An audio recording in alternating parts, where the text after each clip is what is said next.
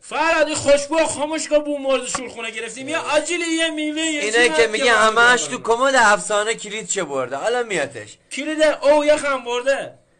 یه بو بدی میام میگم تو بی تربیتی کردی جون چشات فراد کورشم من نبودم عزیز با تو بودی نه بابا لاستیک هم جور نیست ننده گردن این بچه و تربش باره فکر کنم همین بچه بوده بچه تو بودی؟ ها من بودم بی تربیتی هم نبوده ریدم فرمایش هیچی میخوایم جایزت بدیم فرمایش کارمه ناراحتی هری ای خدای 1400 نابوده این خانواده امسال تو رأس کارت قرار بده بلند شو عزیز تو بریم اینجا جای ما نیست بلند شو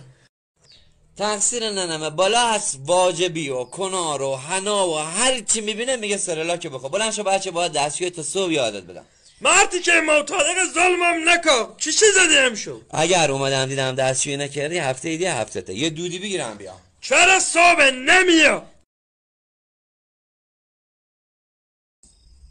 برو ریدم برات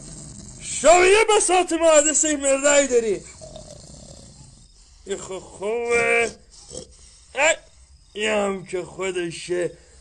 اگه من توی خونه دیدی الهی با امید تا 16 میخوام برونمش رفتم هم سفید باشی هم سنگین دلی جونم بابا وای نگو که بچه رفت تو چاه فاضلا وای نگو که 200 تومن خرج کله کردم با تا گردم برم تو گو آخ که ای عروسکشه بابا خودت باد کو بیای رو گو مثل برف دلت میارم اصلا نگران نباش فراد چی کار میکنی نصف شب یه قصر صدا میدی بچه ها آوردم دستشویی برو بخواب اینجوری خود دستشویی داری میکنی صدا نده برو بخواب میگم کار دارم الان نمیام باز کن باز نکنی زنگ میزنم 110 چی شده افسانه چرا انقدر سر صدا یک ساعته با بچه رفته تو نمیدونن حالا کلیه‌شو در برده گذاشته برای چی بوش کنین در بوش کنین زودی باشین عزیز باش هستم من قاطی نکنین بری کنار من خودم میشکنم برو کنار عوضی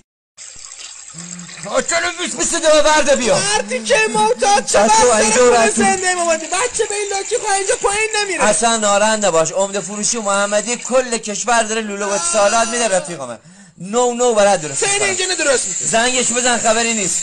افسانه قرص شنبه یک شنبه دیدری قرص جلو بودی نه میخواد چیکار نه تو خوب بودی تو دیگه میخوای چیکار کنی سباسی دفترچه آزمایش خین دارم حالا اونجا میگن ای پیرزن روی معتادی ازش میشیم این ویلچر من نیستش یه ورده بیارش ای درو هم بازه فکرمون که ای بچه ویلچر برده بدو نه بشین تا بیام تا شنبه سیم بیا